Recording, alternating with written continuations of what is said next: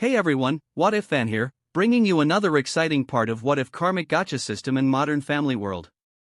You can find the fanfic title and the original author's name on my Patreon page. Make sure to check it out and show them some love. If you enjoy the video, don't forget to like, subscribe, and ring that notification bell so you never miss an upload. Also check out my Patreon channel for early releases of all the series, where you can find all the series released one day ahead of YouTube. Alright, let's jump into it. Chapter 261, GameCon Part 2.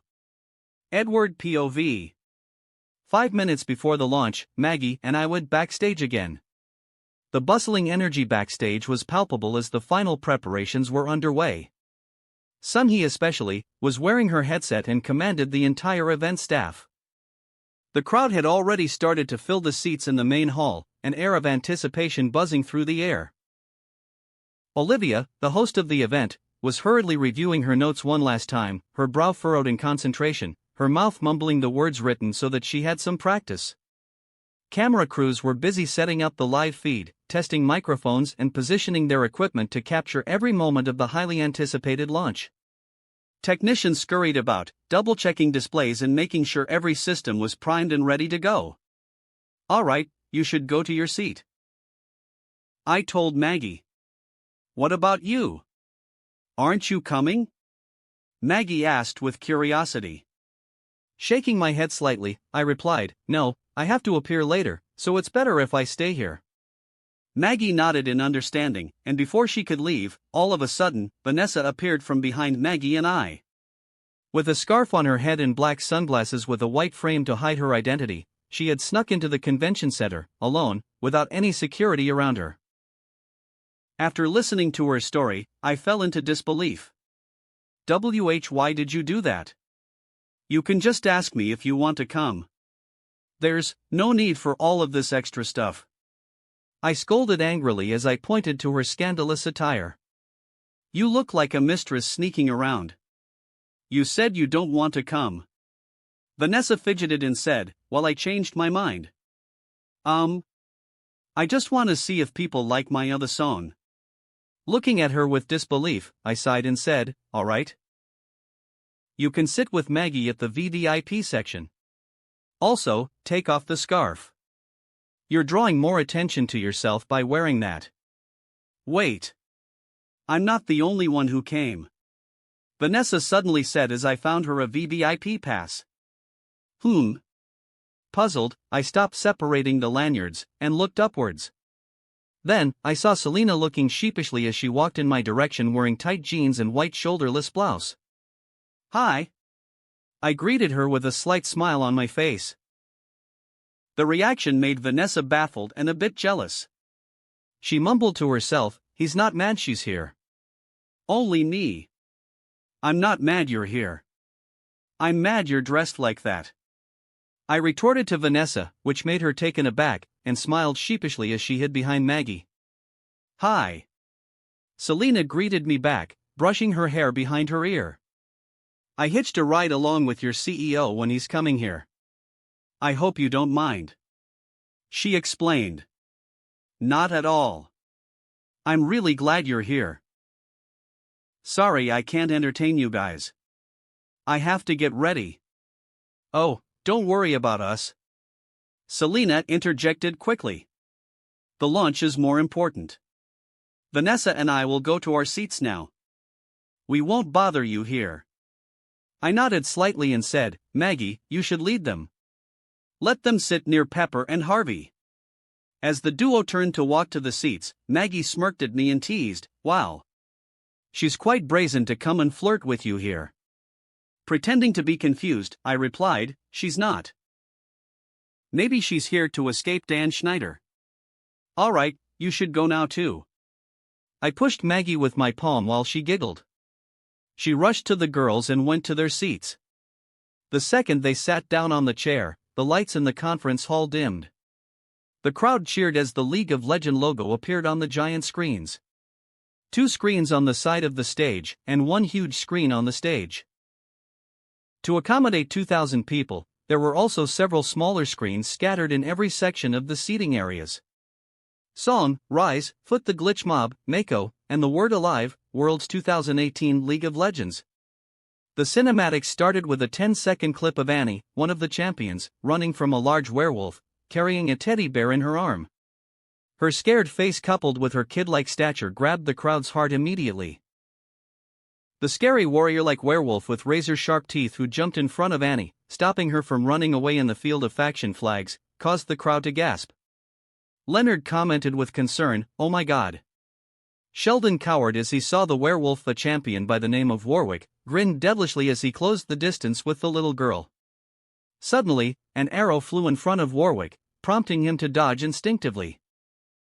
He turned to the side with anger, and saw Ashe, the beautiful frozen archer with a cold face aiming at him with a frozen arrow. As the standoff began, so did the music. My voice reverberated throughout the halls, generating chills for the listeners. Welcome to the world, no heroes and villains. Welcome to the war, we've only begun, so...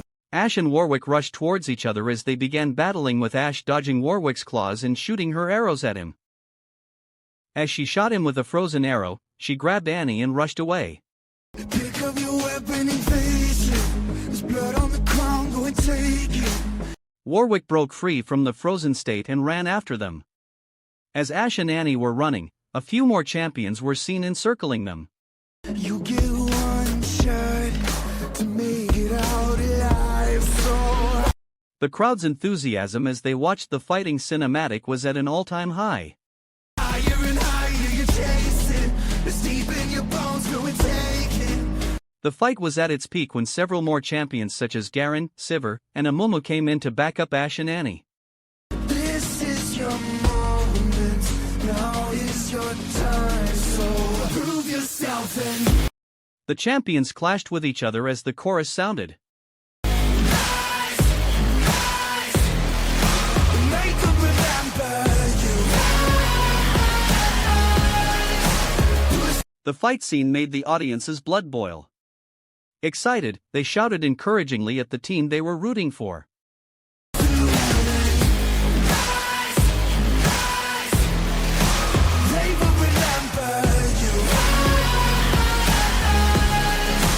The crowd cheered thunderously in excitement after watching a glimpse of the team fight, animated with ultra-quality animation, which made them feel like they were watching a movie. It's his voice, it's Edward's song. Selena's eyes lit up as she heard the song's vocals. Turning to Vanessa, Selena said excitedly, "It's his song." "Duh." Vanessa smirked teasingly. "We already know about that." Welcome to the climb up, reach for the summit. Visions brave, the one falls, steadily the end. So Howard heard the lyric and muttered, "Damn. That is quite deep." Rajesh nodded and said, even though he knows it's a mistake, he still hoped for the best. "It's a really good message." Sheldon scoffed and said, "In fantasy. In real life, if you walk onto a false step, you're going to fall down and die from a broken neck." higher and higher you chase it. It's deep in your blood, go and take it. This is your moment. Take to the skies, go. The drum buildup made the audience's heart beat faster. As the song reached its drop, the entire crowd cheered. Move yourself and rise, rise. Make them remember you. Push through it. Rise, rise. They will remember you. The 3-minute cinematics ended with Annie's teddy bear morphing into a flaming bear, which earned the crowd's cheers again before it stopped at the League of Legends logo. I checked the views of the livestream through my laptop, and found out that there were 500,000 people watching the launch right now from all over the world. Smiling in satisfaction, I turned my attention to the stage where Olivia Munn walked to the center of it, holding a microphone in her hand. Already changed from her initial cosplay, Olivia stood confidently with her hair tied up in a ponytail, wearing a pencil skirt and a slightly transparent white blouse, facing the crowd of male-dominated fans. Welcome fans and players from all around the globe for the highly anticipated launch of the League of Legends multiplayer game. We are witnessing a legendary occasion as this groundbreaking multiplayer online battle arena (MOBA) game makes its grand debut, live-streamed to audiences worldwide. The launch countdown appeared on the screen again as soon as the announcement ended. Time to launch, 2:35:57, 2 hours, 35 minutes, 57 seconds. General POV. Brandon Beck and Mark Merrill, the game's CEO and founder, took the stage with Olivia as the event progressed. They joked about the cartoonish appearance of the game before Edward took over in the game development, which earned a lot of laughter from the audience. The event moved on smoothly without any accidents. The song Legend Never Die and the animated music video was played in the middle of the launch, earning another wave of admiration from the fans. /N, keeping the song reaction for something else. 45 minutes before the launch, Olivia started a Q&A segment with the audiences, questions that would be answered by Brandon and Mark. Hi, I have to say, I'm really excited for the game launch. A pale skinny white man stood in front of the microphone. Leonard recognized him and said to his friends, "Hey, that's Stuart." Stuart continued with his question, "But, I do have a question. How did you make money from it? I mean, obviously the game is free to play, which is great for all of us the fans, but at the same time, I don't want to get invested in a game if it'll just go down right after." Brandon smirked and said, "First of all, do you know who owns this company right now?" Stuart chuckled nervously, "I do. Entertain owns the company." Mark joked, "And you have trouble believing in a game owned by a billionaire teen that loves gaming?" The audience burst into laughter, and Stuart was a little embarrassed. "I get what you're saying. Alright, that's all from me." He left quickly, and Black Man walked to the microphone. "Hi, my name's Winston. I want to ask, I get a feeling that this isn't just what you guys have planned for the game. I mean, it's too big, with the launch, inviting Olivia on." Olivia waved seductively at the questioner, making him blush as he continued, "I mean, why the big launch? There's even songs. I mean, no game has ever done that before." The crowd clapped to support Winston. Olivia smiled and said to Mark, "I too have the same question, by the way." Both Brandon and Mark smirked at each other before Mark replied, "We want to answer you. But, that is something that you're going to find out by yourself soon enough. In 15 more minutes." Brandon checked his watch as he replied. "So, there's big plans for the game?" Winston asked excitedly. "We can answer that, yes. There are big plans for it." Mark replied with a snicker. The Q&A moved on pretty quickly, with some people asking about the game characters, the team positions, and so on. Olivia got the cue from Sunhee, and said to the audience, "We only have time for one last question." Sheldon whispered to Leonard, "I have a question. When can we leave?" Leonard scoffed and said, "Edward hasn't even gotten on stage yet. That's why we need to leave now." Sheldon whispered nervously, "I don't know what he'll do when he sees me next, Leonard. He's a diabolical megalomaniac. I don't feel safe here." "You're the maniac." Leonard scolded his best friend angrily. "For the last time, he has nothing to do with your nipples. Hi, my name is Blair." A young girl with bushy blonde hair, wearing a choker and a crop top that reveals her pierced belly button, walked to the microphone. "I have a question. The game has top-tier quality, so is the storage going to be big?" She added quickly, knowing that her next question wouldn't be received well by the crowd, "Also, why do the female characters all seem to just wear skimpy outfits while the men have powerful full-body armor?" Mark, Brandon and Olivia were a bit taken aback by the question. The crowd started booing Blair, and her cousin, who's a 16-year-old teenage boy, was embarrassed and tried to hide his face under his hoodie, to make sure no one knew he had any connection with her. "About storage, you don't have to worry about it. It is the same size as the other games in the market," Mark replied hesitantly before giving a look to Olivia Munn. Olivia collected herself quickly and said, "Now that we're in the final quarter to the launch, we have a special guest that will join us on the stage. Give it up for Edward Newgate." Edward walked into the stage, and the crowd exploded with applause and cheers for him. He waved as he displayed his charming smile, walking closer and closer to the center of the stage to join in the host and the CEOs. Although the majority of the people inside the venue were men, Edward's popularity still managed to showcase themselves. "Nice to meet you, everyone." Edward spoke to the audience, earning another wave of cheers. Olivia excitedly walked right next to Edward and asked him a question after the crowd's enthusiasm calmed down. "The defining moment for the world's gaming community is almost here. Edward, as the proprietor of all this, do you have something to say to the audience and the people watching the launch?" "Defining moments?" Howard mumbled to himself.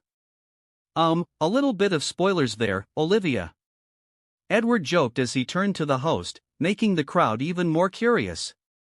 "But, before we get into that, I just want to say to all of you, I don't think any of you here can beat me in a game World of Warcraft, or League of Legends."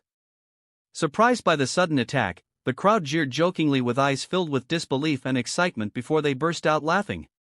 Edward chuckled and said, "I might seem like I'm bragging, but I'm really not. I don't think any of you here have the skills." The crowd reacted agitatedly again, which made Olivia burst out laughing. She had to cover her microphone as she did. Edward continued in a casual manner, "Okay, enough about that. I'm sure all of you are curious about our plans for the future of the game." Sheldon scoffed. He kept dilly-dallying to keep the people on the ropes. "I know he's going to torture me again today. In 5 minutes, the game servers will be opened, and a new era will descend." Edward muttered, much to the audience's anticipation. "Today, I am thrilled to announce the creation of the League of Legends Championship Series. A global tournament that will bring together the finest gaming talent from around the world to compete for the ultimate prize." The crowd gasped before they burst into applause and cheers. "What's the prize?" a person suddenly shouted from the audience. "Be patient, I'm getting there." Edward joked, making the audiences laugh. "I'll let Olivia tell you guys about the prize." "Really? Me? What an honor," Olivia said bashfully. Brandon used his microphone and said, "There he goes flirting again." Olivia looked at the crowd enthusiastically and said, "The ultimate prize?" A staggering $1.5 million, the largest prize pool ever offered in the history of competitive gaming, will be given to the champion. The entire world was shocked. In Korea, a group of high school students that was watching the livestream using the auto-translated option for the subtitles became agitated when they heard about the prize. "Yeah," they said, "global tournament. Is this for real? $1.5 million. StarCraft's prize was only $200,000. Yaya, download the game right now." The gaming community of South Korea was especially excited after the tournament announcement. "We have 1 minute left before the launch," Olivia said hurriedly. "Everyone, let's count down to it together." The entire crowd chanted the countdown, starting from 59, all the way to the last second. "Welcome to League of Legends." The game was officially launched as soon as the countdown ended. 200,000 players worldwide entered the game as soon as it was launched, and people saw the numbers of players in the game displayed on the big screen. "Yeah!" Howard shouted excitedly, almost taking off his shirt in the moment from his enthusiasm. To quote Dumbledore, "Let the games begin," Edward announced, creating a mayhem inside the hall. Edward POV. "Heads up, there's a sea of reporters out there camping out for you," Pepper said as he gave me a glass of iced tea after I returned backstage. "I should talk to them, shouldn't I?" I sighed a bit, but had a smile plastered on my face. Pepper chuckled and said, "You don't have to if you don't want to." Seriously, $1.5 million. My dad asked with disbelief as he approached me and Pepper. "Are you just throwing your money away?" Dad, want to know something awesome?" I took out my phone and asked, "Robin, how much money have we made in the half hour after the game launch?" "Oh, and how many active players do we have now?" Robin answered, "The game has now profited over $300,000 from microtransactions and boosts, mainly from players in the United States and Canada. The number of players is ranging from 450,000 to 500,000 people, and the numbers are increasing exponentially. My dad's eyes widened in surprise. Even Pepper was shocked. My dad said, "Wait, what? $300,000 in just half an hour? And 500,000 players already?" He scratched his head. "Wow, this is really something, isn't it? Never doubt me." I smirked at my dad, who sighed in relief after understanding my actions. "All right, I won't, genius." My dad grinned. "That sounds insulting." "Do you feel it sounds insulting, Pepper?" I asked Pepper, who shrugged as a response. "OPPA. Son." He walked towards me briskly while holding a clipboard in her hand. "I've already uploaded the songs in Entertain websites." "Appa, you can do the interviews, right? Don't leave straight away. We should ride on this momentum." "Sure, but rather than doing it outside, we still have the hall. Once the crowd cleared out, call the reporters in, and we'll do it like a press conference." I replied. Son," he hummed sweetly. "Nice idea. I'll do that." Although the game was launched at 6 in the evening, I flew back to California 3 hours later with Pepper, Maggie, Selena, Vanessa, and my dad. Our car will be driven back by one of the employees who volunteered. Of course, I paid him for his services. Chapter 262, GameCon Part 3 Final. Edward POV. Inside the jet, Selena sat next to me as I watched the show, Who Wants to Be a Millionaire, on the plasma screen, sitting together at the long couch next to where the dance pole was. For $200, which toys have been marketed with the phrase robots in disguise? The host of the show asked. Turning to Selena, I said, "By the way, I still don't know yet." "Why did you come?" A bit startled, she replied with a nervous chuckle, "Right place at the right time, I guess. I know about the launch, but I didn't know it was in San Francisco. I don't have any schedule today, so I just followed along when Pepper asked me to come." "Oh. All right. Thank you for coming. I really appreciate it." Smiling kindly, my expression made Selena blush and turned to the screen to avoid my eyes. "The answer is Transformer." I rolled my eyes at the screen as I saw the contestant struggling with the question. Selena chuckled and spoke after remembering something. "Do you remember the Wizard show? Kinda hard to forget since I acted there, and you're the main lead." "Why?" I asked with some confusion and joking about her ways of questioning. Elated, Selena said, "There's thousands of fans who wrote to the show, asking about if you're going to return." "Really, thousands?" I asked skeptically. "Hundreds. Whatever. It's a lot," she said defensively. "Do you want a drink?" she asked as she stood up, but there was turbulence in the air, which made the entire plane shake. Selena flopped onto my lap, and I had to hold on to her tight to prevent her from rolling off and crash into the ground. "Sorry, folk." A duck flew into a windshield from out of nowhere. "We didn't hit it though." The pilot spoke using the intercom. Pepper scoffed with displeasure and stood up from his seat to get some wine. His eyes widened as he saw the position Selena and I were in. Luckily, he was the only one who turned his sight to the back of the plane while everyone else was still restless about the turbulence. "Edward! Buckle up!" My dad suddenly shouted from his seat, which was in front of the plane. "What? No!" I didn't take off his belt. Selena suddenly shouted, which made everyone confused and turned towards us. I rolled my eyes and said, "The seatbelts. What the hell are you guys doing back there?" Maggie asked teasingly as she tried to stand up from her seat, face full of excitement. But Pepper held her shoulder down and said, "The seatbelt sign is on. Buckle up." "But you're standing?" Maggie retorted in confusion. Pepper said, "I'm going to sit now. Just need a glass of wine." Pepper gazed at me scrutinizingly and mouthed as he reached for the wine bottle, "Don't. She's her bestie." "What are you thinking?" I mouthed back, "Turbulence." She fell. Not on purpose. Keep it in your pants. He mouthed angrily, not believing my excuse. You guys know I can see you, right? Selena muttered with disbelief. Pepper smirked and said vaguely good. He wanted to remind her too, so that's why he did it so obviously. Before he got back to his seat, he whispered, I mean, it's not like it cannot happen. I'm just saying, maybe after a few months? Give yourself time to heal first. Again, nothing happened.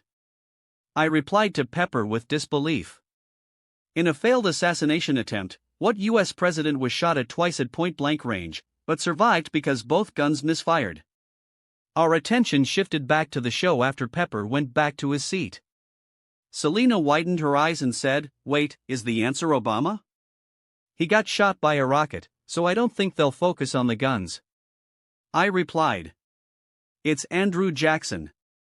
He got assassination attempts too. Who? Selena was confused. I sipped the grape soda Selena had gotten me, and replied, he is the 7th U.S. president. He's kinda controversial too. People want to assassinate him because of his populist and anti-establishment persona. I don't get it. Selena said before she smirked and asked, explain? Well, he started as a courier, then a lawyer, then he became a politician. So his idea of governing advantaged the people. Populism refers to a political approach that appeals to the interests and concerns of ordinary people. So he was deemed anti-elitist. Anti-establishment refers to his works that disrupt the established power structure of the government. That's one of the reasons people want him dead. Like, the current president, right? Selena asked with some realization. I nodded and chuckled, well, it's not like he's a saint anyway. He introduced the spoils system, where he hired people based on those who supported him, instead of merits. After thinking for a while, Selena giggled and said, I still don't get it. Well, I don't want to get into a full-blown lecture mode, but if you want to hear, I'll tell you. No. I specifically become an actress to stop studying. So, she joked.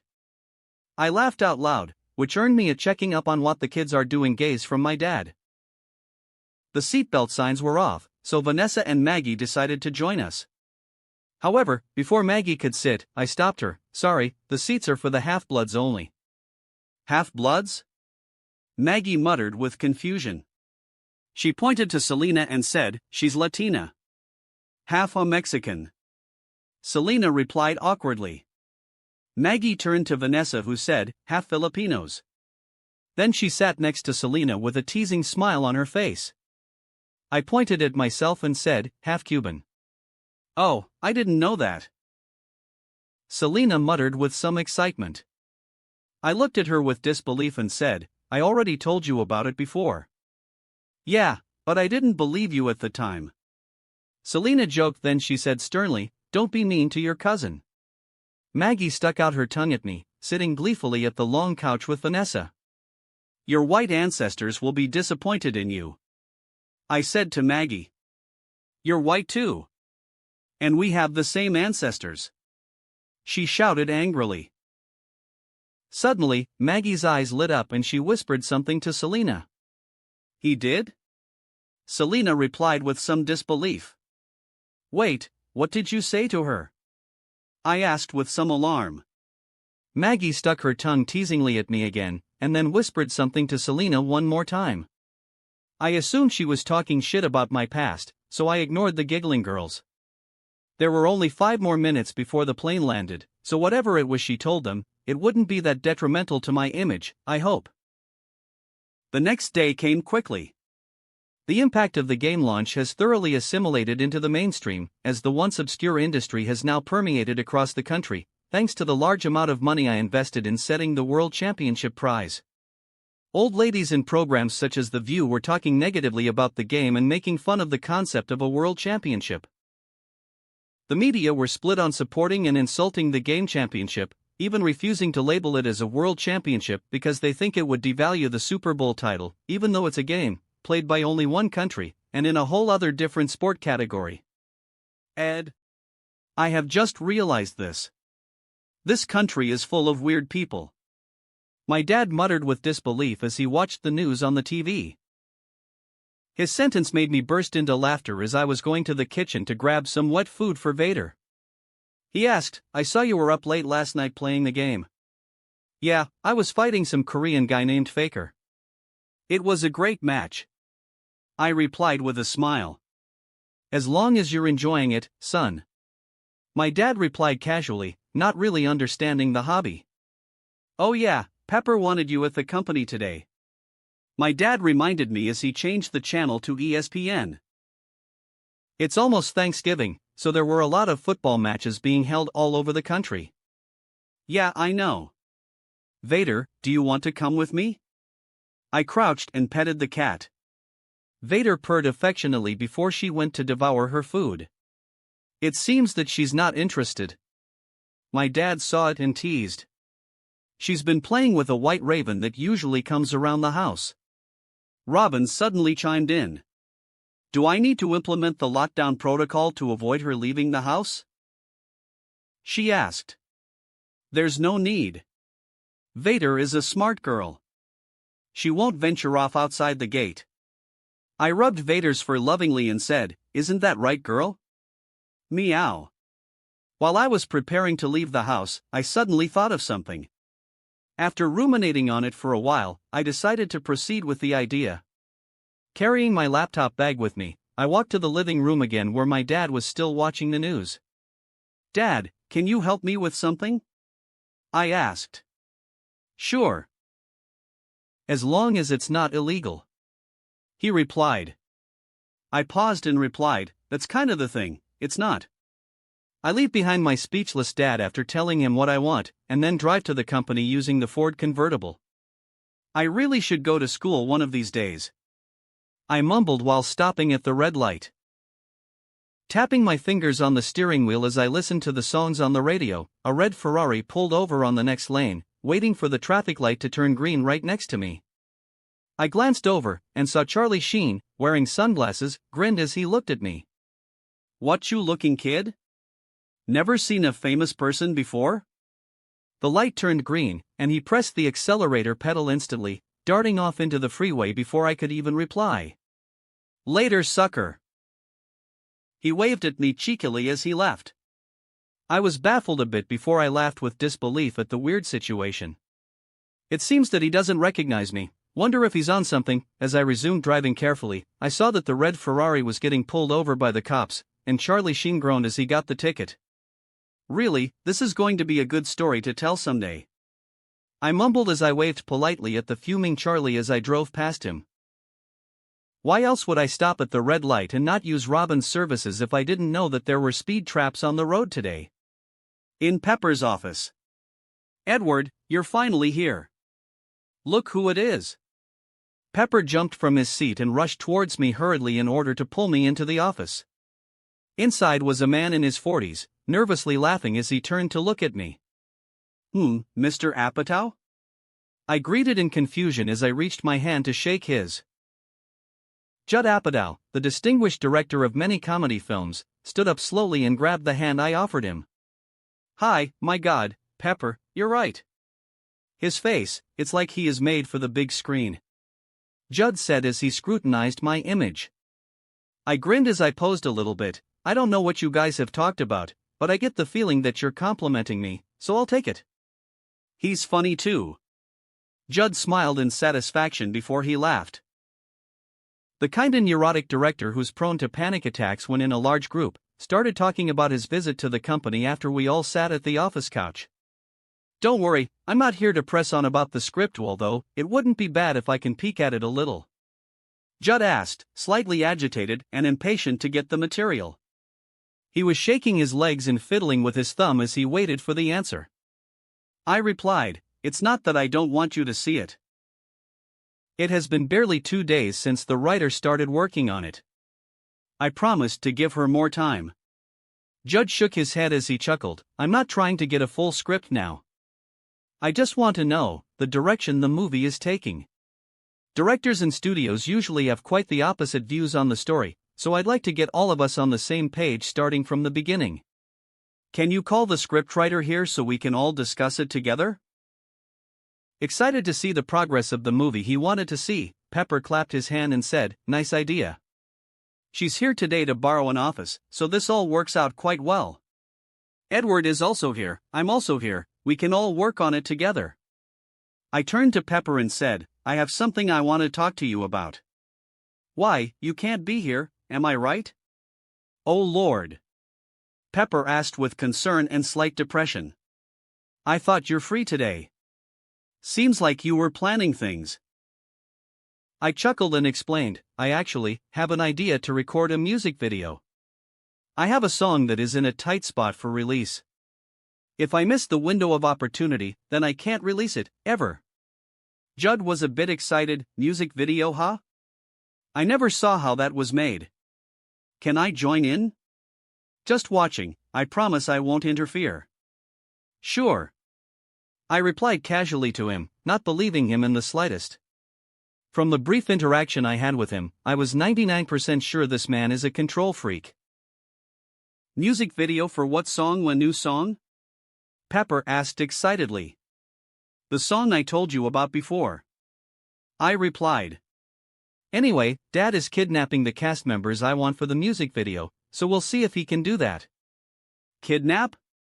Both Pepper and Judd were confused. I smirked and said, "Not important." Pepper thought about it for a while and asked, "Do you already know how to record it?"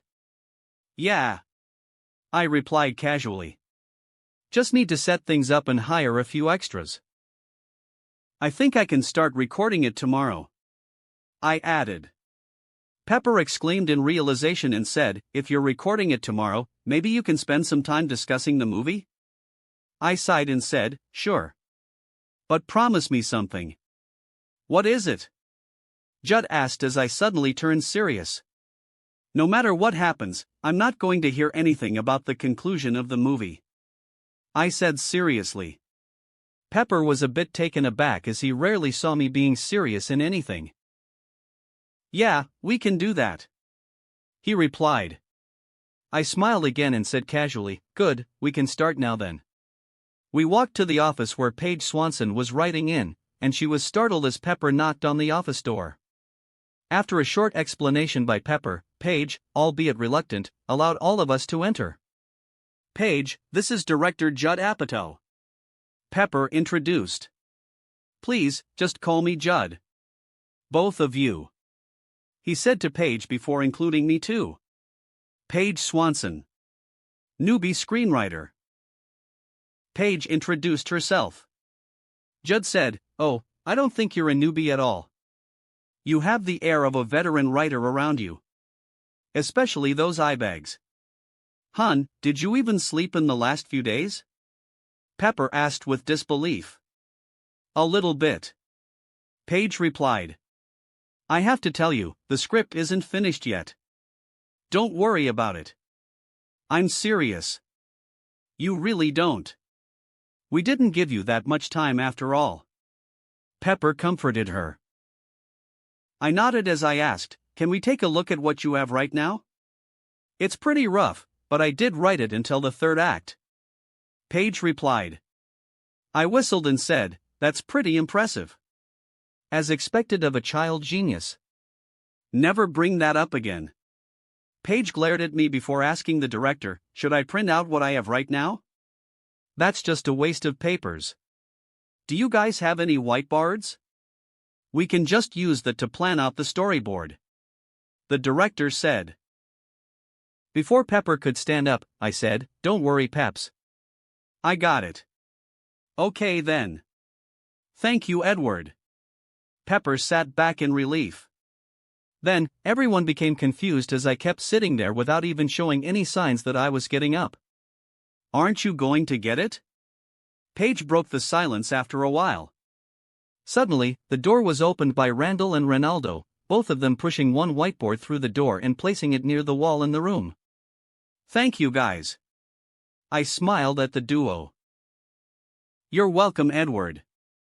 This is our job," Randall replied before he left with Ronaldo. Pepper, Judd, and Paige looked at me with a confused expression.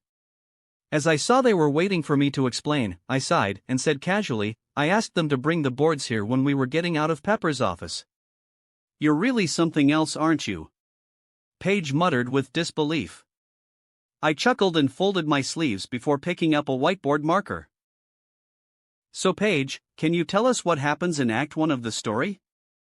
An hour later, all of the details and storyline were already mapped out on 5 whiteboards.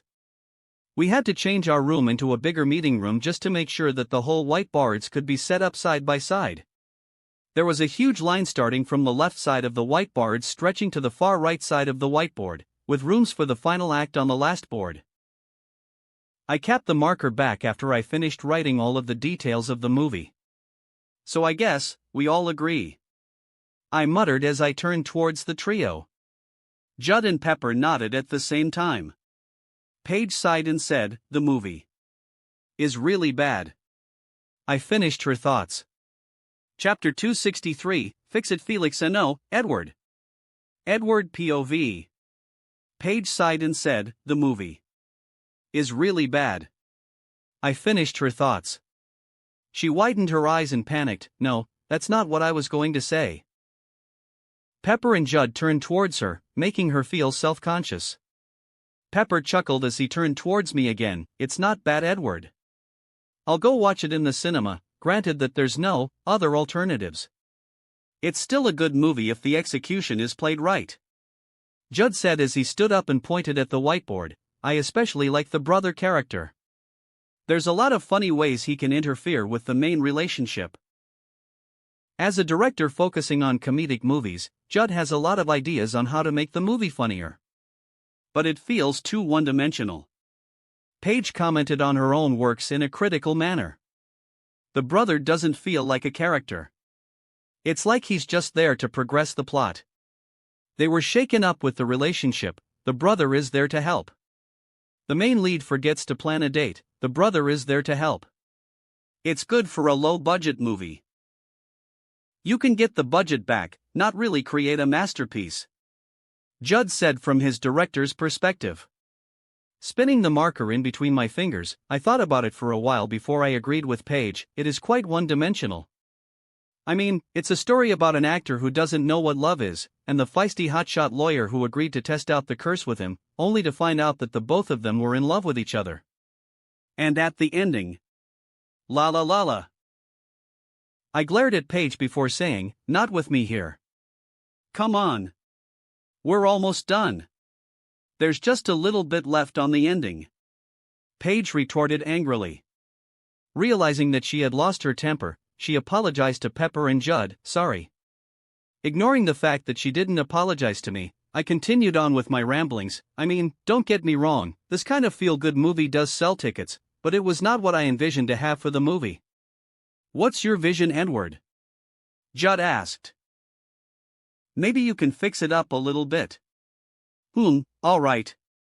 I uncapped the pen and made a few suggestions on the board, so, in the story, the lawyer and the actor's male and female lead know each other pretty well. She already knows about the curse. And there's nothing left to explore there since they know each other. I'll tweak this a little bit. How? Pepper asked. You see, actors are usually narcissistic, especially those who are really famous like the setting you cooked up. I pointed at Paige.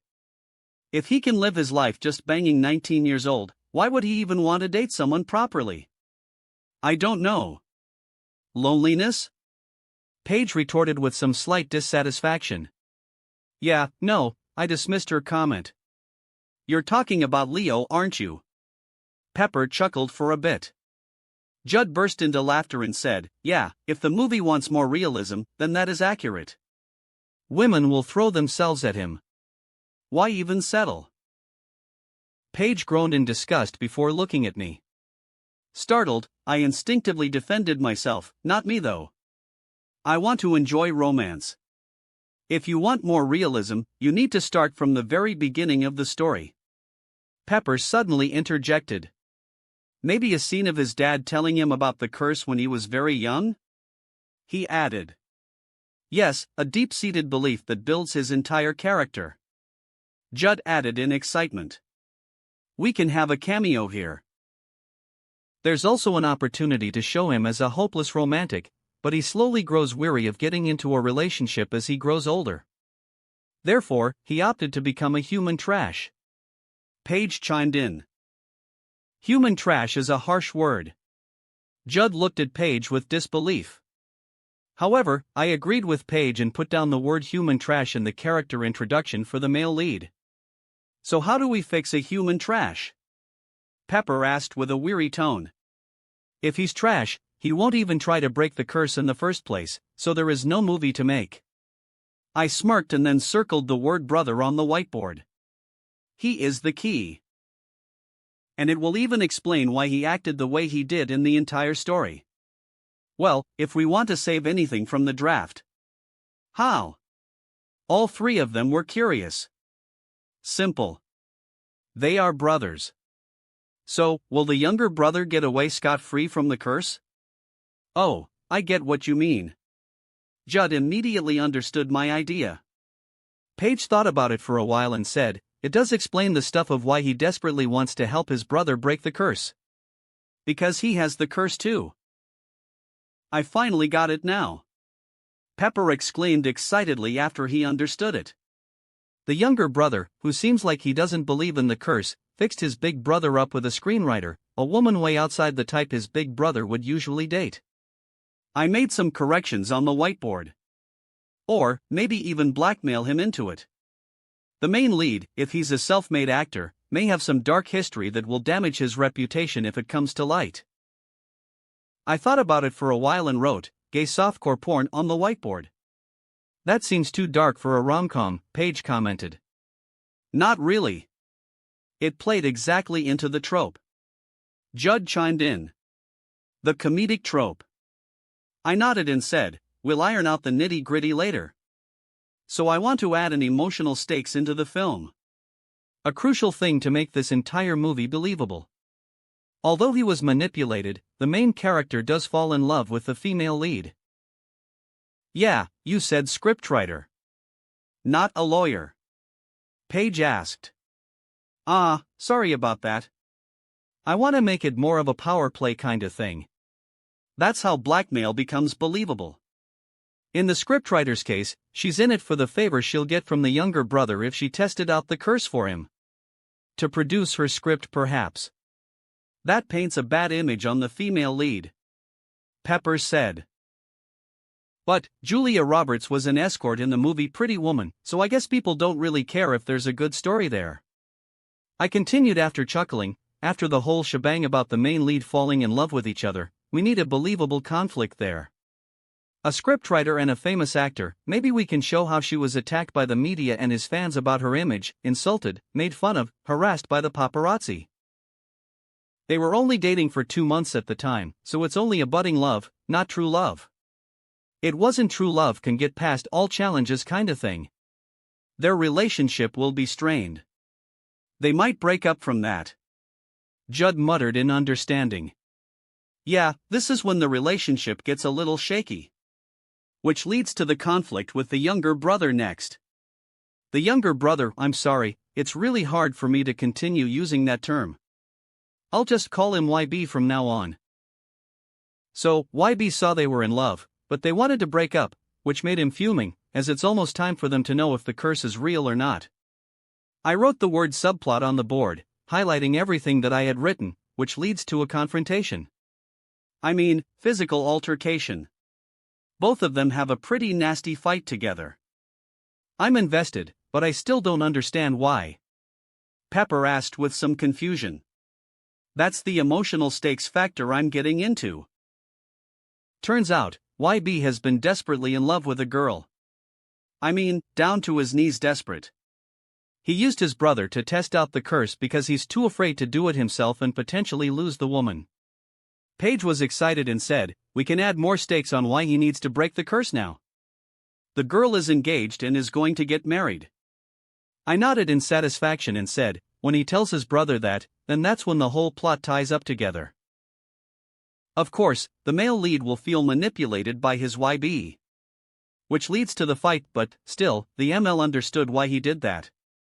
He understood his brother's fear, which led him to scream in frustration as the unfairness of the burden it placed onto him. There will be a huge emotional fallout between them, which is going to be played out in the climax of the movie. Sounds like a brothers movie now. Paige chimed. I love it though.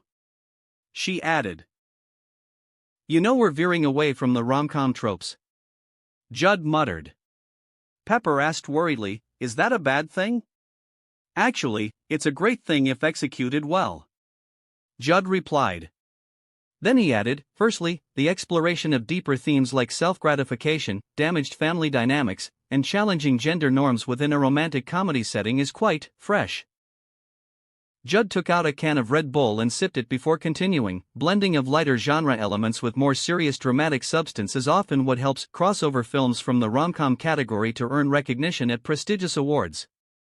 I mean, it will be very well received by the critics, just by the nuance alone. He continued, secondly, when you fix up the male and female lead, and they were from two different worlds, she's struggling and he's extremely successful, yet, it showed that she kept her values instead of just being a damsel in the movie. It builds up an interesting dynamic in the overall movie, especially the parallel between the brothers' love story and the main lead's love story. Pepper, what do you think? I asked. The whole thing about me cooperating in creating the movie was just for Pepper's sake. If he didn't like it, then I wouldn't proceed with it. Pepper mulled it over for a while before he said, it's really great. I'm really looking forward to getting an award. Well, I don't really care about the awards.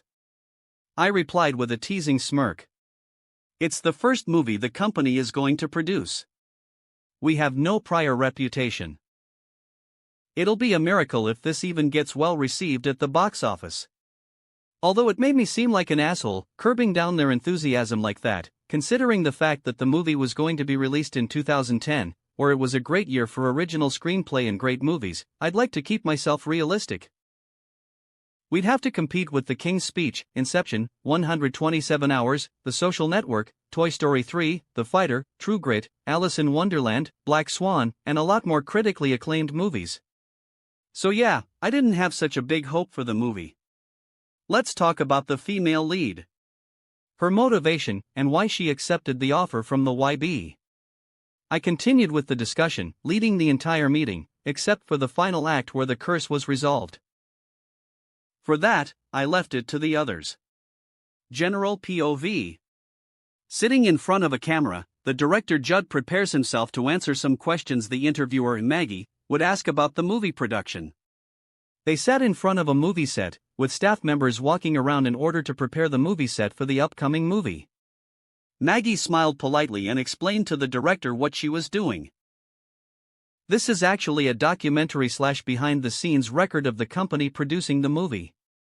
It's our first movie ever, so it feels special to everyone in the company. Ah, I get it. Director Judd replied in understanding. Maggie joked, of course, this is non-official, so you can reject it if you want. No. I am curious. Also, ask the cameraman to change and film me from my right side. It'll look better that way as the lighting is headed this way. He explained as he made the cameraman switch position. Confused, the cameraman still followed the order. I think, what people will be most curious about, is what's it like working with Edward Newgate? Maggie asked. What's it like working with Edward? Director Judd asked the question Maggie asked him again before he searched for the answer, tapping his hands excitedly. Oh geez. I like that he scrutinized every single tiny thing. And this is not sarcasm. I really do like that. It made me feel as if I have a like-minded friend. A short video clip that Ronaldo had secretly filmed played during the interview.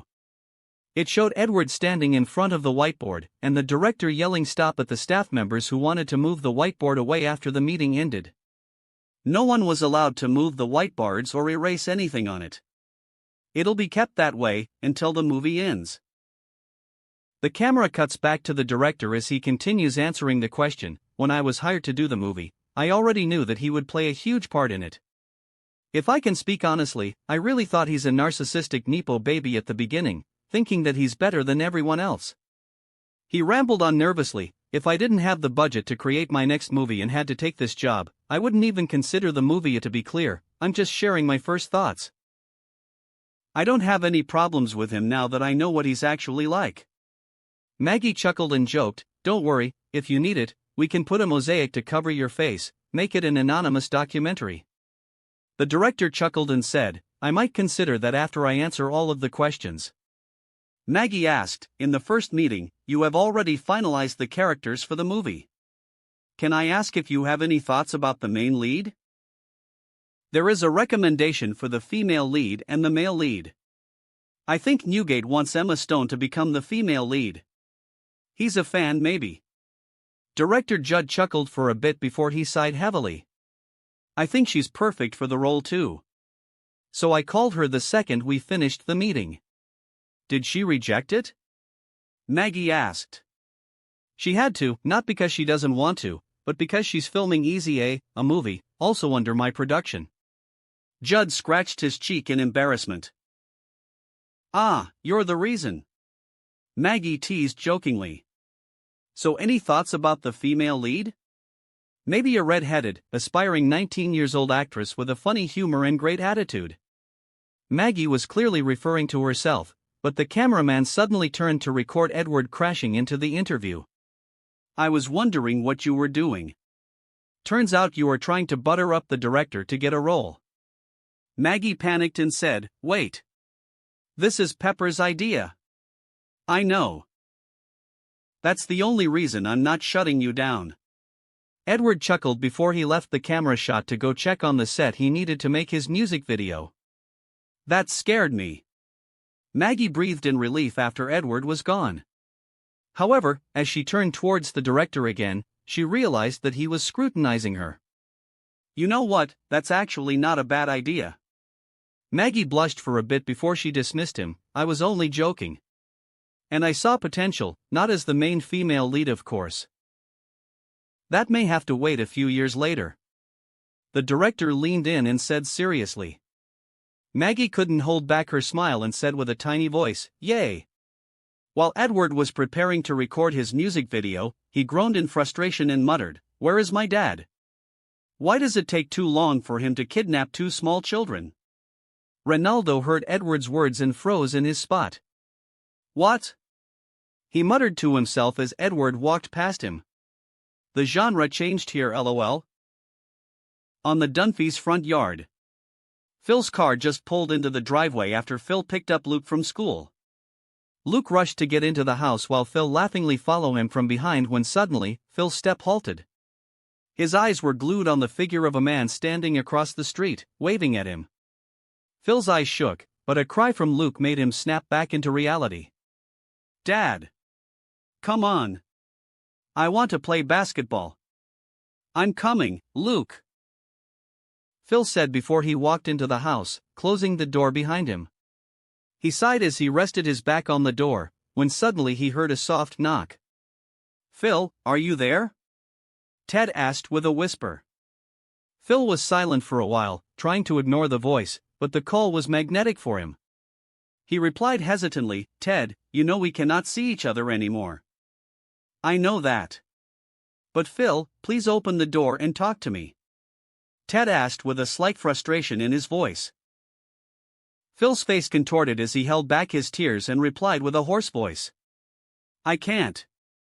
Our relationship is prohibited. Will it be so wrong, just for me to meet my best friend, just for a minute? Ted asked with a dejected expression. Phil bravely held back his tears and remarked angrily. It is wrong. You know for damn sure, it won't end with us just meeting each other, just one time. I made a promise to my daughter. I'm sorry, Ted. I really am. Ted went silent for a while before he chuckled sadly. He whispered through the door, do you remember the time when you took me to Wingstop? We ate chicken and drank beer while watching the football game. Ted, don't make this harder than it needs to be. Phil begged. Do you remember the promise we made back then? Ted knocked on the door hardly as he expressed his feelings. Remember that promise, Phil. I should have never made that promise. I regret it now. I even regret that day." Phil shrieked back. "We promised that we will get together again on Thanksgiving. We promised that we will watch the football game together and have that same day again. Be honest with me, Phil. Do you really regret all of the things we have gone through together?" "I'm sorry." Phil's voice is but a whisper. "I can't disappoint my daughter." "I get that." Ted sighed as he gave up on trying to persuade Phil. Phil choked back his words, trying to say something to Ted as he went silent, when he suddenly heard Ted humming a song. Johnny Cash hurt. "I hurt myself today, to see if I still feel. I focus on the pain, the only thing that's real." Ted slowly moved back from the door. Phil grasped the air in front of him, trying desperately to hold himself back. Then, he sang along with Ted. "The needle tears a hole, the old familiar sting, try to kill it all away, but I remember everything." Phil slumped down on the floor by the door while Ted slowly moved away from the front porch. All the while, the entire interaction was witnessed by Haley and Claire, who were sitting in the living room, barely noticed by Phil from the moment he entered the house. "Do you see what your little argument is affecting everyone, Haley? Do you?" Luke shouted at Haley with anger, while the teenage girl was extremely confused in trying to comprehend what she just saw. As Ted went back to his car, Manny, who was sitting in the back seat, asked, "So, did you get Luke?" "Sorry, Manny. They didn't even try to hear me out," Ted replied tiredly. Manny nodded in understanding and said, "Should I give it a try? Edward really wants us to be in his music video. And I'm afraid that he will cancel it if he cannot get both of us." "Sure. I'll wait here," Ted replied. In less than 5 minutes after Manny was gone, he returned together with Luke. "Drive quick before they notice I'm gone," Luke said anxiously as he got into the back seat of the car. "I'm not going to do that. That's kidnapping," Ted said wearily. Manny explained, "Oh, don't worry about it. Claire knows. She's the one who let Luke go." "Okay," Ted breathed in relief before he asked with a low voice, "What about Phil? Did he say anything? Dad keeps singing the same song over and over again." Luke said with some anger. "It's all Haley's fault." "Well, I don't think it's all her fault," Ted replied ambiguously. Chapter 264, Excusez-moi, Monsieur. Edward POV. Standing in front of a Victorian-era royalty-type tea room, with an oil painting actually printed, of Robert Downey Jr. in the background, posing with his cane, top hat, and twirly mustaches, I gently placed the painting into an old-era frame as I prepare myself to place it on the wall. The tea room was elaborately decorated, with plush, velvet-upholstered furniture arranged around a large wooden table. Delicate china teacups and saucers were set out, along with a silver tea service. The walls were painted in dark, carved wood, and a large, ornate fireplace dominated one end of the room, with a fake fire made of paper dancing from the wind hose placed beneath them. Its mantel was adorned with intricate, gilt-framed mirrors and porcelain figurines. An extra actor was standing by in his butler suit, seemingly blending into the set setting. The old gentleman wore a monocle, looking charismatic as he practiced his routine. However, there were also a few things that were out of sorts from the setting on the set next door, like a full-size superhero costume in original design, with the name Kid Vengeance plastered on the podium the costume was standing on, inside a dim-lit Batcave rip-off set. All of it was part of the music video I had planned on a whim, but managed to cost the company around $200,000 in production cost, and a full assemble of production staff working together to bring my vision to life. Rewind a few minutes back, when I was getting ready to pick the image which I previously decided on an older version of myself, using AI to age myself into a 50-year-old rich man. RDJ called me before I could proceed to ask if I had some free time to meet with Kevin Feige and Jon Favreau for an important discussion. I told him about the music video production and mentioned my aged self as a joke, which made him insist on getting him to be on there instead. He already had the picture ready for whatever reason, and he even signed a release form for me to use his image in the video. Since he was so excited about it, I just gave in and let him do that. Biting a nail in my mouth, I hammered the painting to the wall gently as the set was made from plywood basically. Are all the cast here yet? I asked after finishing the set preparation for the music video. Ronaldo said, the two main leads are here. They are getting fitted into the suit. But the princesses aren't yet. A familiar voice shouted, interrupting Ronaldo's words. I didn't even have to turn back to know whose voice that was. That kind of excitement and energy could only come from one person, the little wolf fanatic. Enid, Jenna, and Elsa visited the set together. Enid rushed towards me and tackled me from behind, which in its own way, was my own fault for not turning back fast enough as I was making sure that the frame was level. I was pushed forward and hit my forehead on the painting's wooden frame. Enid was shocked and released me immediately. Oh my God. I'm so sorry. Rubbing my sore head, I replied, it's fine. I wasn't hit hard. Ronaldo grabbed my head and scrutinized my forehead in detail before finally breathing in relief. He turned to Enid and scolded her, you need to be careful. He's a precious asset. We cannot have anything happen to his face. Got it. I'll make sure to do it again only when it's safe. Enid nodded and agreed to Ronaldo obediently. Oi. I retorted as I heard her sentence. Jenna giggled as she approached us together with Elsa. Why do you call us here? Elsa asked. Wow, directly to the topic, huh? I teased before explaining, I need a few more actresses for my music video. You guys in? Enid and Elsa were excited. Totally. Both of them replied at the same time. Jenna acted a bit hesitant and asked, I can keep my clothes on, right? I looked at her weirdly, of course you're keeping your clothes on. What kind of music video do you think I want to do? She teased, I don't know what kind of things you are into nowadays or, we're not actresses, right?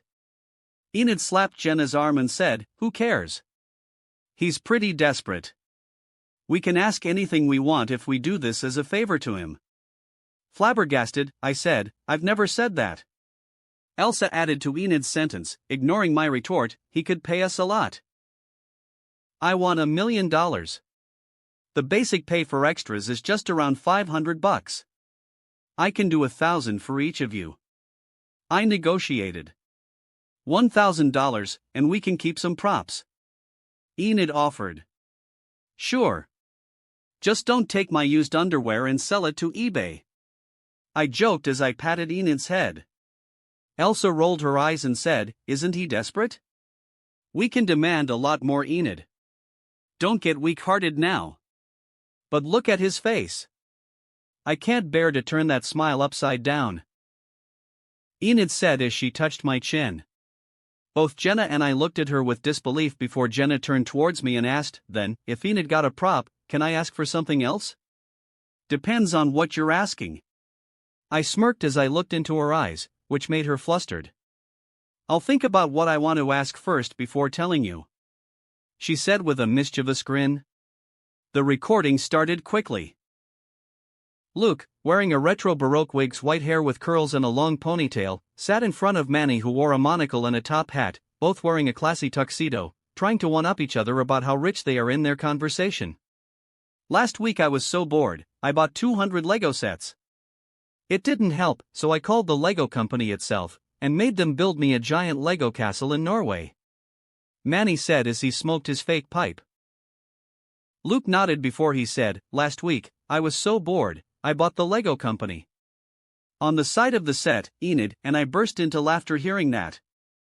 I checked the script and whispered to Ronaldo, he improvised that. That's good. Luke scratched his wig, which was tickling him, adding to the authenticity of the skit. The butler walked in carrying a luxurious bottle of wine. Pardon me, gentlemen. May I present the most exquisite vintage from the family's private cellar? Why, we most certainly do. Luke replied poshly. The butler poured the dark purple liquid into an exquisite glass.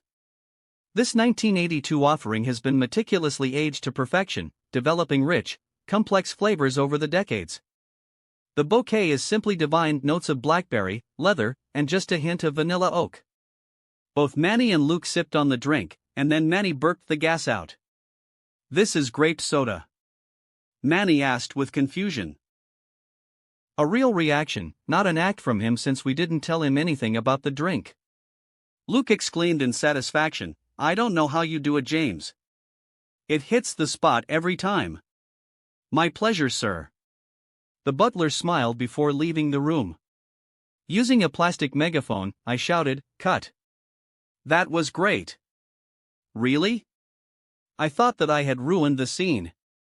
Manny stood up from his seat and rushed towards me with Luke, who didn't break his character yet.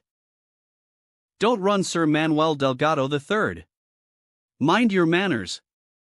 Luke scolded Manny. "Is he going to keep talking like that?"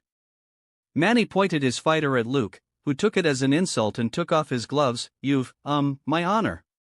Take this and duel me." "Insulted my honor." "You can use that."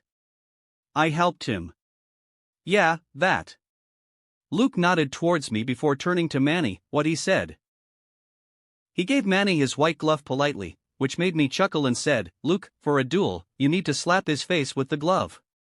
"Oh, Manny, give it back." Luke and Manny fought for the glove to be the one asking for the duel. While they were fighting, Ronaldo whispered to me to ask, "By the way, did their parents know they were filming in this? Without their permission, this entire thing is illegal, you know that, right?" "I know." "They gave their permission, but they still haven't signed the contract yet. Can you ask Harvey to send someone there to do it?" "Wait, no, let me do it myself after the shoot." Enid heard it and giggled. So you can go see her, right? Now you have a legal excuse to do so." "I'm not answering that." "Why don't you girls change into your outfit and shoot your scene, then we can move on to another set." I smirked before giving them the orders.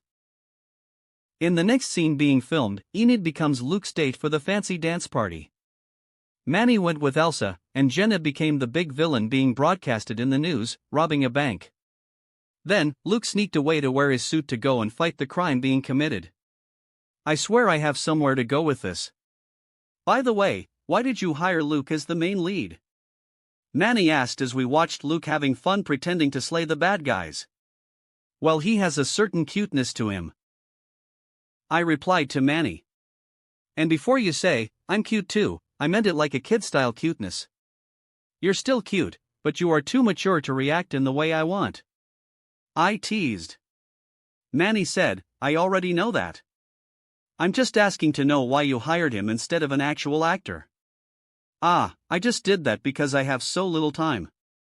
And Luke is basically born for the stage. It's just that his character sheet was never explored."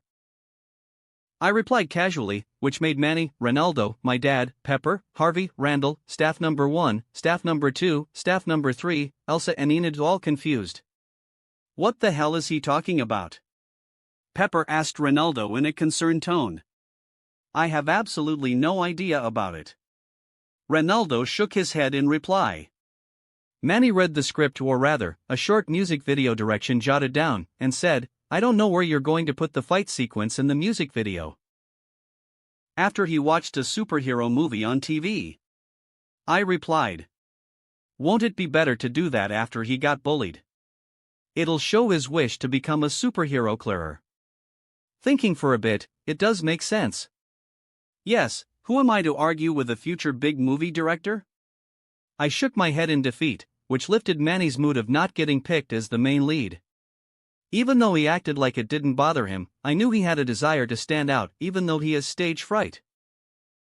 In less than 2 hours of shooting, which included 3 studio set scenes, 2 real-life scenes, and 1 green screen scene, I have all the footage I needed to make the 4 minutes long music video. "It's done," I said as I finished editing the video. "That's fast," Jenna muttered with confusion. Enid and Elsa were excited and couldn't wait for me to play it. However, before I could do that, Luke suddenly asked, "So, the music video is done, right?" "Yeah." I replied casually, not thinking much about it, but was surprised when Luke suddenly said, "But I haven't signed anything yet." "Your mom will be the one to sign. Where are you going with this?" I asked carefully. Luke suddenly dropped a bomb. "What if I don't want to act in the music video.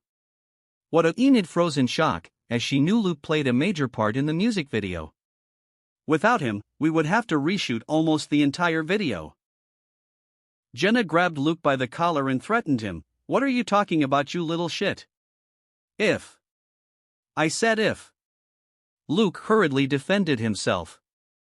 I chuckled and told everyone else, can you leave us alone for a second? Despite their unwillingness, all of my friends and the staff members moved away, leaving me to have a private conversation with Luke. So, can you explain to me, what do you want to do exactly? I asked, feeling intrigued by Luke's motives.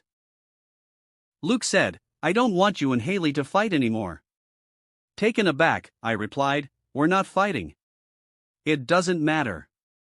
I want it to stop and things can go back to normal. Alex and Haley fought all the time. They don't fight when you are around. But now, they fight with each other every day. Luke expressed his frustration. And Dad also is pretty sad. Mom can meet with you here, so she doesn't care. Luke added. So just make up with her. Actually, I haven't met your mom in quite a while. I replied honestly. Luke's angry face turned confused. Really? I nodded, yeah. Leaning in, I patted Luke's head and smiled. It's nice of you to think about your family. And, can I tell you a secret? What is it? Luke asked curiously. I whispered after checking around to see no one was eavesdropping. I kinda hired you, so that I have an excuse to go see your sister later tonight. Luke widened his eyes and said, wait. We're on the same side? It seems that way. I chuckled as I leaned back into the chair. Luke's face brightened up and he threw punches into the air to celebrate it. Woohoo! While laughing, I said, you surprised me, Luke.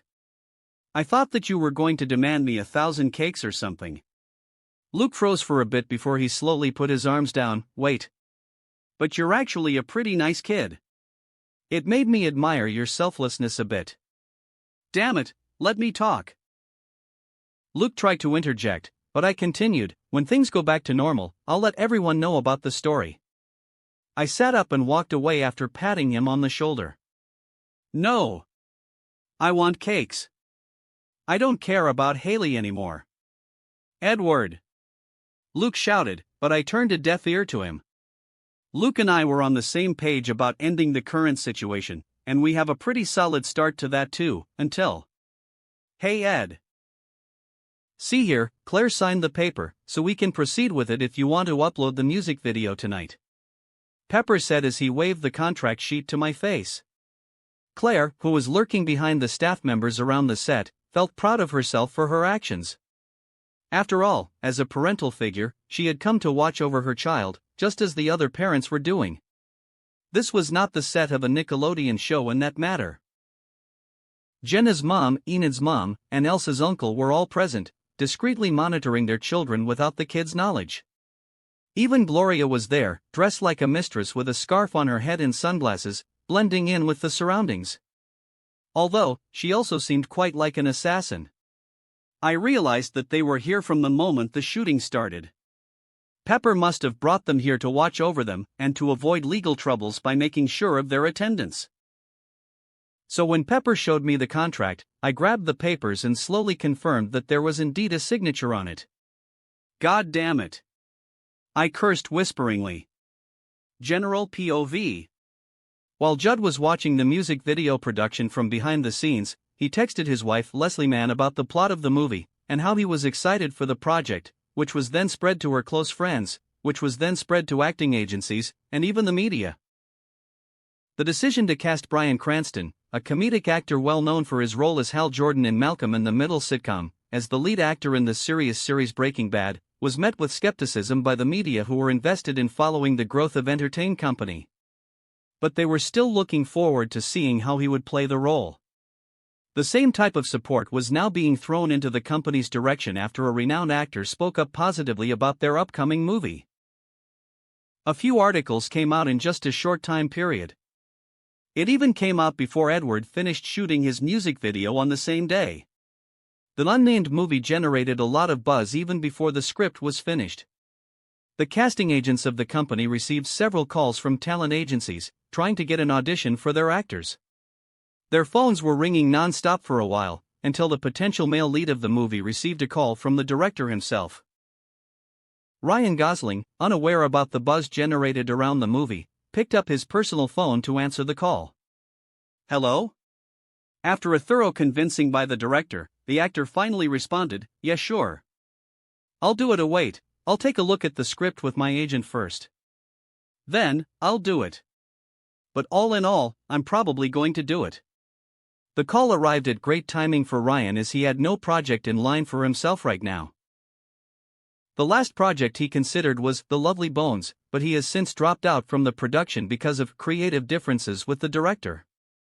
Before the shooting started, Ryan showed up with an extra 60 pounds, looking really different in his 210-pound body weight, 95 kilograms, due to a misunderstanding about what the character should look like.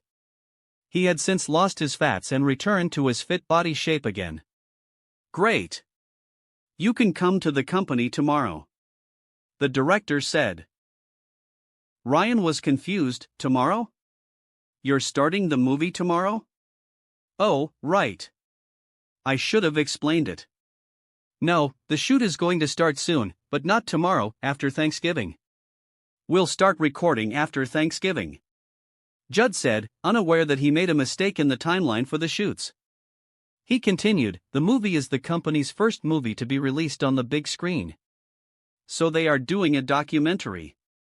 "Ah. I get it. Alright, I'll come tomorrow." "Wait, tell me again what you said in the beginning. I kinda glossed over that, but I want to hear it properly." "What? Which part?" the director asked, confused. "You know, the one where you said he asked for me by name?" Ryan said with a chuckle. "Is he a fan of mine?" "I think so." "Yes," Judd replied, even though he wasn't sure about it. It was better for him to appease the actor and make him sign the contract first.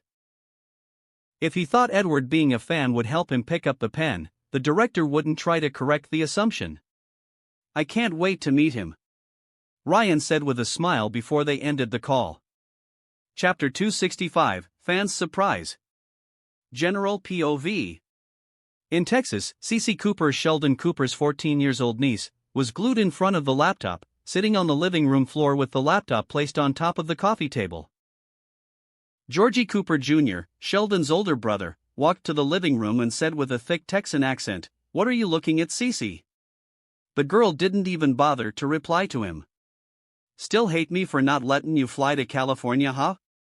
Georgie shook his head and then walked away. Ding! It's up! Cece received a notification on the Entertain website, and clicked on the music video immediately.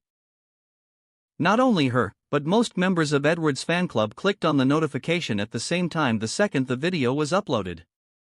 Lily, the fan club president, giggled as she saw the notification. He works really fast. The fan club members knew about Edward just filming the music video in the evening, and had to hire his friends to act in it as it was a last-minute whim. They felt included when they were notified by the staff members, and had been eagerly anticipating the video to be finished. Most of them thought that Edward would upload the video tomorrow. None of them thought that he would upload it after people usually finished their dinner.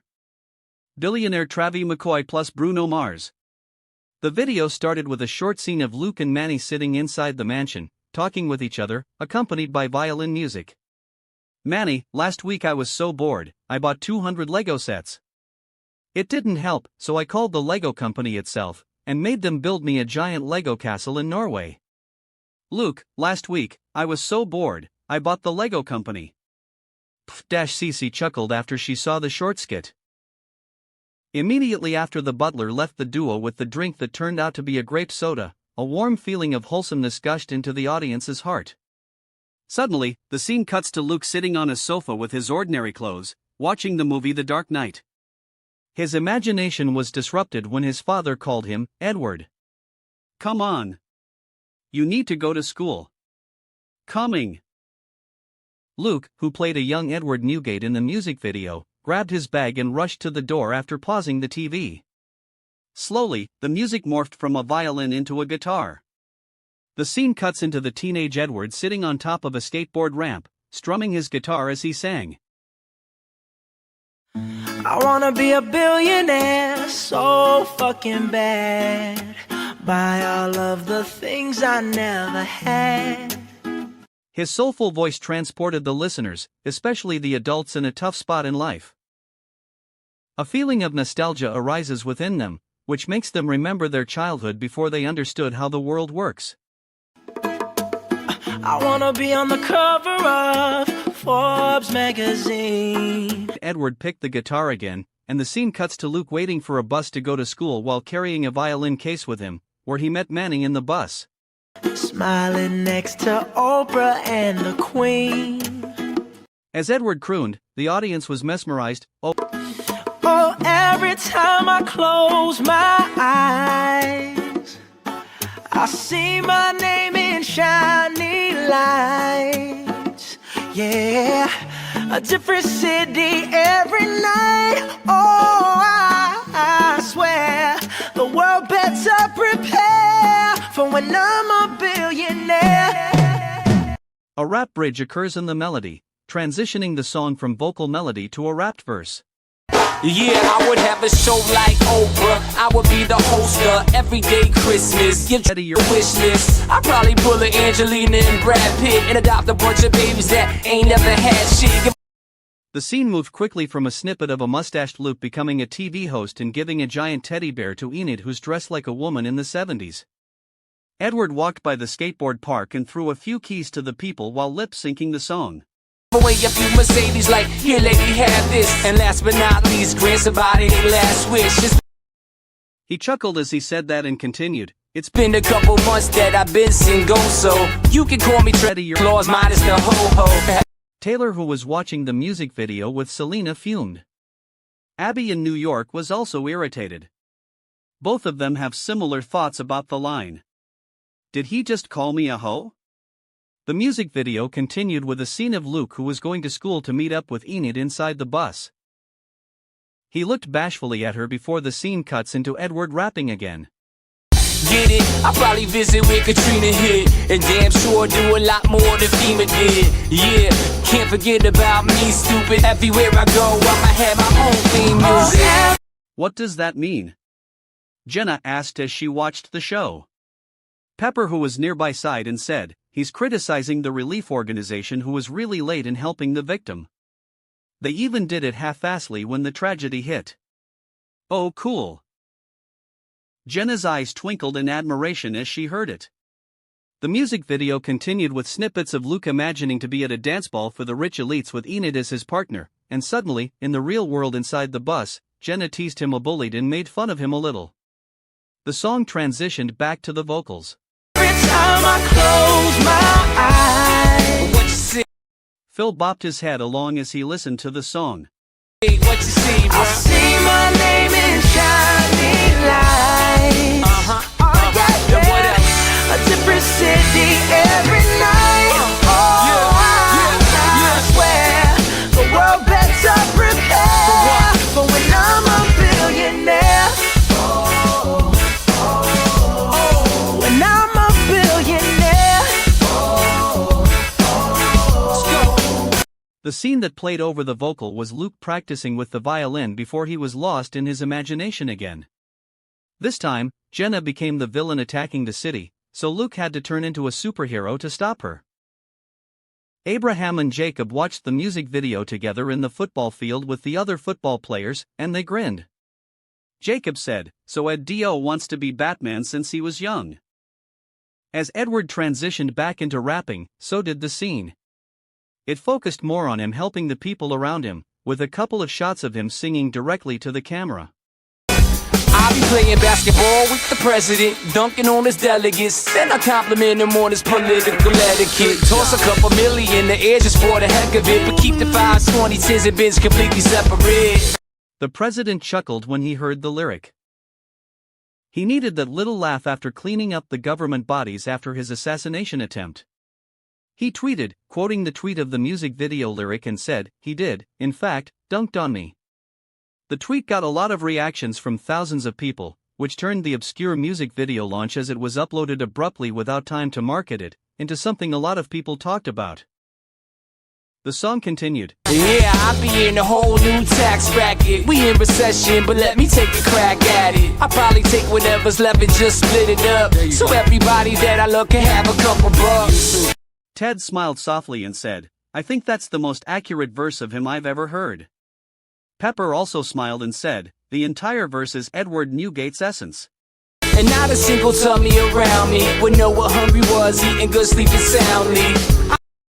Without everyone in the set realizing it, they all have a smile on their face as they watch the music video. I know we all have a similar dream. Go in your pocket, pull out your wallet, put it in the air and sing. I wanna be a billionaire, so fucking bad. So bad. Buy all of the things I never had. Buy everything. I wanna be on the cover of Forbes magazine, smiling next to Oprah and the Queen. What up, Oprah? The music video continued with Luke taking down Jenna the villain, but in real life, Jenna pinched both of his cheeks to tease him. Oh, every time I close my eyes, What you see, bro? I see my name in shining lights. Oh, And what else? The scene cuts to where Edward sang the song near a beach where people were partying. A different city every night. I swear the world better prepare for when I'm a billionaire. Yeah. Enid, Jenna, Elsa, were all dancing in the background of the shot together with numerous partygoers. Sing it. When I'm a billionaire. The music suddenly stopped, leaving only Edward's vocal as he sang the last verse.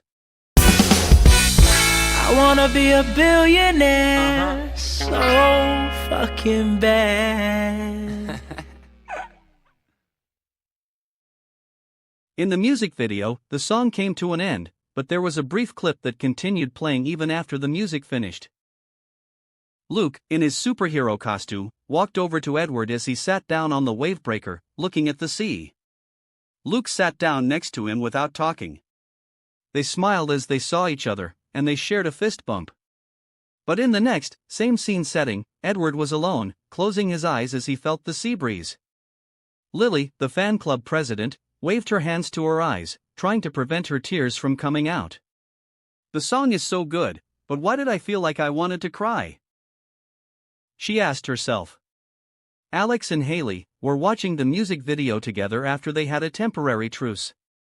Haley muttered with a smile, he never grew up. Excuse me? Alex asked with confusion. That last scene. Haley rewound the video back a little bit. He and the little one both have the same habit of imagining what his life would be like. The ending shows that. Oh! Alex exclaimed flatly. I can't believe I missed that. And I really can't believe you were the one who caught it. Excuse me. Are you saying I'm stupid? Well, you're not smart. I can't believe you. You think you're better than everyone else. The sisters fought with each other again, until they couldn't bear to stay in the same room together. Phil, who was downstairs, was feeling so proud. Both of my boys were really great. Phil said before his expression turned into a sob. I can't meet with one of them anymore. His sobs turned into a wail, and he started singing the Johnny Cash song again. The reaction countrywide for the song was mostly great, with some mixed reactions. Some media outlets connected the FEMA lines in Edward's song instantly, supporting Edward in bashing the organization. While some other news site told Edward he was too young to understand how the world works and just kept his business in the music industry. Well, to attack a global artist with a huge following and cult-like fan club behind him was basically a career suicide for those journalists. Eminem focused on Edward's rap part as he listened to the song. It's good, but not that great. Dre scoffed and said, you put too much pressure on him. Eminem smirked and said, I'm just saying. I heard him spitting bars before. His level can be so much higher than this. Just 2 hours before the song's release, it hit 1 million views on the Entertain website from fans worldwide, and the numbers were climbing upwards rapidly. Hashtag billionaire were trending on social media immediately, however it still couldn't beat up the hashtag President vs rocket launcher and hashtag Obama assassination. The Entertain website had slowly made YouTube obsolete with its fast video playback and higher quality option for the videos. A lot of artists had been working with Entertain to upload their music videos there, and the numbers of people moving toward the website and the mobile apps has been rising steadily in the last couple of months. Taylor shook her legs nervously as she sat on her couch, just finishing watching the music video. She then mumbled to herself, "If he gets a music video, then I can get a music video too." Without taking a moment to think, she immediately grabbed her phone and called Pepper. Edward POV. After uploading the music video, I brought my friends to a laser tag place where we enjoyed ourselves playing. I even asked Jacob and Abraham to come too.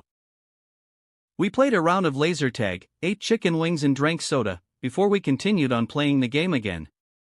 Robin notified me about the music video surpassing 1 million views, and we celebrated its success there. Their parents picked them up later on, and I left alone to go back to the company. After handling a few affairs, I received a call again from RDJ, telling me that the meeting was postponed to tomorrow. As I was driving in the convertible, I thought about what I should do now that my evening had opened up. Alright, time to keep my promise. After I made a U-turn, I drove back to my old neighborhood, and parked my car in front of the Dunphys' house. Walking to the front porch, I hesitated before I could press the doorbell, and walked a few steps back to the front yard again. Seeing that the window on Haley and Alex's room were open, I jumped on their minivan, and hopped onto the roof of the house. I heard bickering as I reached the window, and without any warning, I jumped through the window, into the room. Aha! Both girls screamed in horror after they were surprised by my sudden visit. Hi, you really shouldn't keep your window open all the time at night. Someone might break in, I said casually as I stood up from the ground. Both of them grabbed the object closest to them, and threw it at me a few times in panic. Wait! Stop! I held my hands up to stop the flying object. Phil kicked open the door and entered with a wooden bat in his hand. Ah! Stay away from my daughters! He shouted before he stopped abruptly. Oh, it's Ed. Claire and Luke rushed into the room too, both had a weapon in their arm. Claire, a spatula. Luke, a plastic bat. Oh, it's you. Claire breathed in relief after seeing me. Her knees weakened, and she had to lean on the door to keep standing. That's where she saw Luke and became confused. Luke, I told you to stay downstairs. She scolded. I thought I could beat someone up. Luke replied. With a plastic bat? It won't even hurt. I interjected. Claire chuckled and asked seriously, Edward, why are you here? I'm breaking into your house since I can't do it the normal way. I replied before I turned to Haley, who was desperately trying to fix her hair to look prettier. Phil said casually, so you climb up the window? Claire joked, I thought we have a few years before we get to this point. Should I arrange the intervention now? I snickered and said, how about, for now, can you give me some space to talk with your daughter? 'Cause when I broke in here, I didn't think that I would have to meet with the whole family. And you're kinda disrupting my plans. Oh, right. Phil quickly grabbed Claire and Luke and dragged them from outside of the room. Dad! Are you really leaving your daughter alone with a boy in her room? Haley asked with disbelief. Edward's a good boy. I trust him. Phil said as he grabbed Alex too. Hey, it's my room. Alex tried to protest.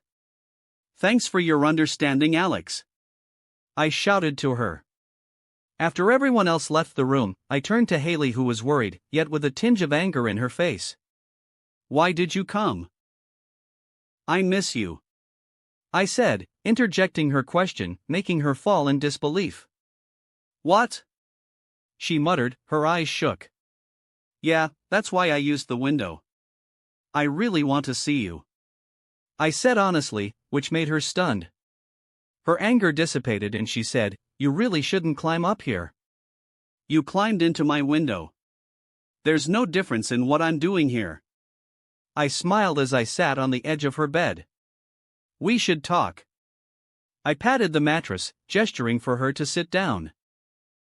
Haley sighed and relented, sitting slowly right next to me. After a while, I asked, "So I hear you've been fighting with your sister a lot?" Haley snapped, "She's so condescending. She kept poking at me the whole time." Stopping herself, she rolled her eyes and said, "So you come here for Alex's sake?" "Nah. It's for my sake, honestly. I just had that one question about that." I smiled before I asked, "So, you've listened to my new song?" "Yeah. It's pretty great." Haley finally smiled, but then she tried to cover it up again. "You don't have to stop yourself from smiling." That made me really sad. I said with a sad smile. She said apologetically, "Sorry." "Well, you should be sorry." I teased. She gasped with a smile, "You know what? I'm not really sorry." Too late. I already accepted your apologies. Then I'll hit your head, make you lose your memories. With a pan? I asked with confusion. Of course, with what else? She replied teasingly. We caught each other's eyes, and both of us burst into laughter. As we calmed down, she said, "I miss you too." But? Why must there be a but? I groaned as I turned my head away from her. But, she trailed off, not finishing her words. Both of us were silent for a while before I spoke up. "You know what, if you're not ready, we can come to another arrangement." "What?" she asked, intrigued. "Well, you don't want us to see each other, but your family is just crazy about me," I said smugly, which made her burst into laughter. "Yeah, they love you more than me," she said sarcastically. "You got that right." I agreed with her, which made her giggle again. "So, why don't we come to some sort of an arrangement?" Because not seeing each other, it pushed them to think about me more. It's like when you were a kid and your dad won't get you the toy you want, and you think about them every day. I always get the toys I want. Haley said. Right, so we have a very different childhood. I said playfully. So like a married couple getting divorced, I can have them on the weekends, and you can have them on weekdays. I added. Why do I get them on the weekdays? We don't do anything on weekdays. All the fun is on the weekends. Haley complained. You live here, so it makes perfect sense that you have them on a weekday. I argued back. No thank you. She rejected it. Why don't you take them Sunday and Monday, and I get them Saturday and the rest of the week? She negotiated.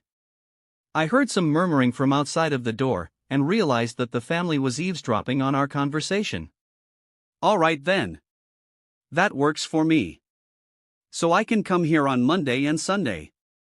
I agreed. No, they need to go out. Haley added. Why should I leave the house? She said playfully. Where would I go? Excuse me, Miss Popular Girl in high school? You really don't have anywhere to go on a Sunday? It seems like you're not as popular as you might think. Scrunching her brows together, Haley said, Enough about that. You'll give them back before dinner time, right? No. We'll have dinner outside. Then I have to eat alone? Yeah.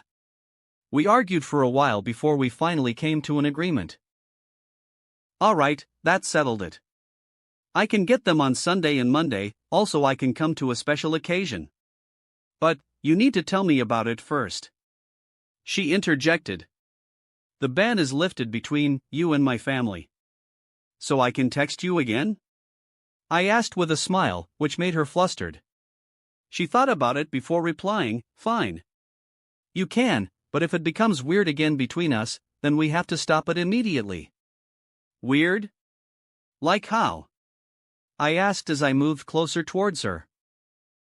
Her eyes were fixated on my lips, which made her have to escape and stand up from the bed. Well, weird.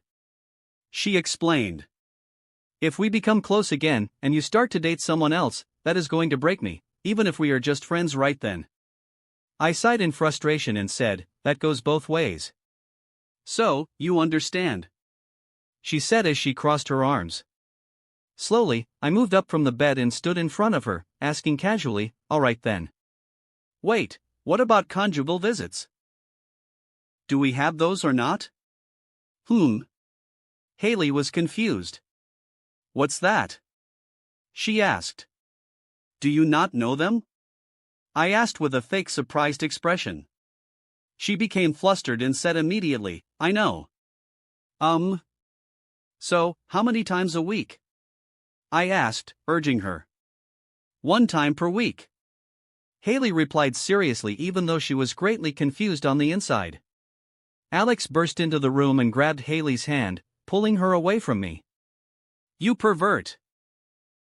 Alex snapped at me before whispering to Haley what I meant.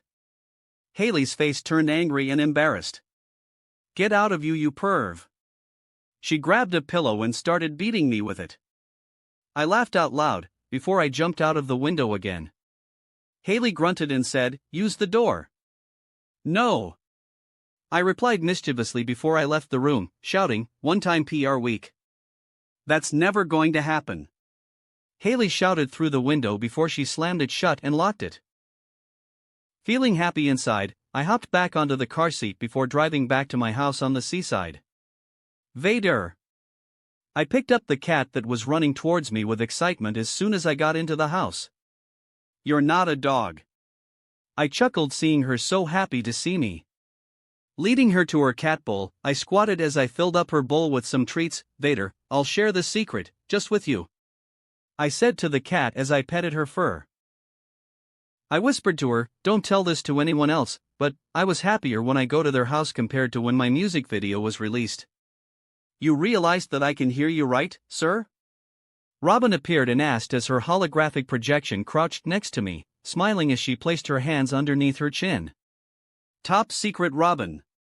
Top secret. I chuckled. That wraps up this part of What If Karmic Gacha System in Modern Family World. Thanks so much for listening. As always, new parts drop every 4 days, so be sure to stay tuned. Also check out my Patreon channel for early releases of all the series, where you can find all the series released 1 day ahead of YouTube. If you enjoyed the video, don't forget to like, subscribe, share it with your friends, and please consider supporting the original author as well. See you in the next one.